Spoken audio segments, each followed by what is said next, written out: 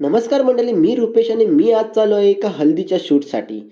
मग काय ऑफिसमधून बॅग उचलली आणि निघालो आपल्या लोकेशनवर जायला. मग काय येऊन टॅक्सी पकडली आणि टॅक्सीतून जात असताना आपल्याला लागलं सिद्धिविनायकचं मंदिर. सिद्धिविनायकचं दर्शन घेतलं, बाहेरून येऊन पोहोचलो दादर स्टेशनला. तिकीट काढली आणि खाली जाऊन बघतो ट्रेन पकडायला, तर काय खाली टिशींची लाईन लागली. टिशीने सर्वांना लाईनीत उभं केलं होतं. फायनली ट्रेन पकडून येऊन पोहोचलो दहिसर रेल्वे स्टेशनला. दहिसरवरून आपल्याला रिक्षा पकडून आपण जायचं होतं लोकेशनवर. लोकेशनवर पोहोचलो आणि सेटअप करून कॅमेरा लावला आणि आपला काम चालू केला.